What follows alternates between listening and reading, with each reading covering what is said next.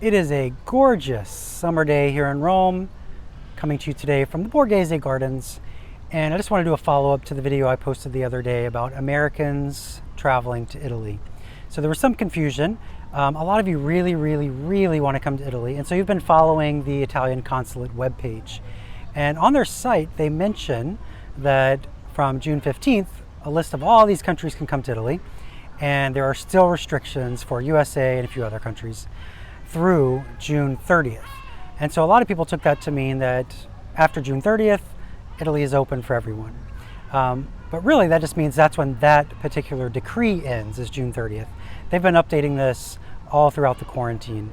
And so they'll be updating it again. So hopefully that clears up that confusion. The other thing that confuses people is that there are flights between the US and Europe. And flights never stopped between US and Europe throughout the quarantine. Now, they were greatly reduced, but there were still flights. There's a nonstop, I don't know if it's every day, maybe every few days, from New York to Rome, but these are all repatriation flights. So these are for people who are maybe Italian citizens, but they live in America, they want to come back to Italy to see their family, or US citizens that live in Italy that want to get back to the States. So there's all this paperwork you have to fill out, you have to get it approved. When you fly over, you stop in Rome, they go through the paperwork again. You have to prove that you're taking a private car to wherever you're staying, so no buses or trains or taxis. And then you have to self-quarantine for 14 days. So it's not like you can fly over and immediately go hang out at the Colosseum. So these are not flights for tourists. And a lot of people want to know why Americans can't come over right now. And the simple reason is because the case numbers in the US keep going up. And I know all the arguments. The big one right now is that because you're doing more testing, you're seeing more positives. If you recall, when this all started in Italy, I was doing a video every day updating people back in the States as to what was going on. And one of the very first things I said was the numbers here were so high and going up so quickly because we were doing more testing in Italy than any other country in the world. And a lot of you, well, maybe not you, a lot of people said that I was nuts, I didn't know what I was talking about. And those same people are using that same argument now in the States. But it makes sense on either side of the ocean. If you're doing more testing, you're going to find more positives.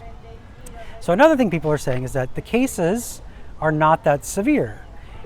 And that may be true. But again, remember, when this all started, I made a video talking about how most of the cases here were not severe. Sure, up north there were a lot of people dying, but most of Italy was fine. And Italy, and Rome, we had very few cases, maybe just in the lower hundreds. But the whole country, of course, was suffering because of a few small places that had a lot of cases. And a lot of people back in the States, when I said that, they told me that Italy was doing so bad because of the healthcare system, because the healthcare system in Italy is terrible. The funny thing is that a lot of people here are now saying the same thing about America. So again, it goes both ways depending on which side of the ocean you're on. But you have to think about it. Italy and a lot of Europe completely shut down. And whether you think that's a good idea or not, the economy definitely suffered. But that's what happened, is they shut down, they suffered, they hated it. Like, I didn't like it. I work in tourism. I support a family of 4. And I haven't made a penny since February. And I don't have anything scheduled until October, maybe, if things get better. So I know how that feels. But the people here, they don't want to go through that again. Things are opening up, things are getting back to normal, just without as many tourists. They don't want to go through another 2-month quarantine where everything is closed. I mean, there's people that will never recover from what happened. And again, whether you think that's the right way to go or not, that's what happened. And so the people here don't want to experience that again. And the other thing is that even if Italy was like, yes, we definitely want Americans to come back, Italy is part of the European Union. So what that means is that if you fly to Rome, you can get in your car, get on a train, you can go to Paris, you can go to Spain, you can go to Germany, you can go to the Netherlands, without any sort of ID or passport check.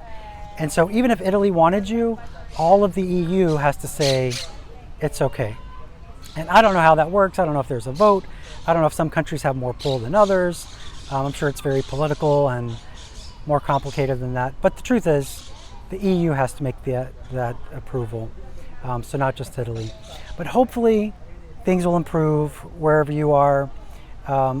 That's one other thing, is that people say, like, my state shut down, we were quarantined for all this time, we're doing so good, why do we have to suffer? Well, there's no way for people from Vermont, for example, to come to Italy, but not people from Texas. Just logistically, that's not possible. So the whole country has to suffer, just like the whole country here had to suffer as well. And I hate it. I hate it for you, I hate it for us, but that's how it is. But hopefully everything will improve soon. Hopefully people will get better. Hopefully things will calm down. And hopefully before long, you'll be here. We can be having an Aperol Spritz together and enjoying some amazing food, amazing art. So get better. Stay safe, stay healthy, stay faithful, and I will hopefully see you soon. Thanks.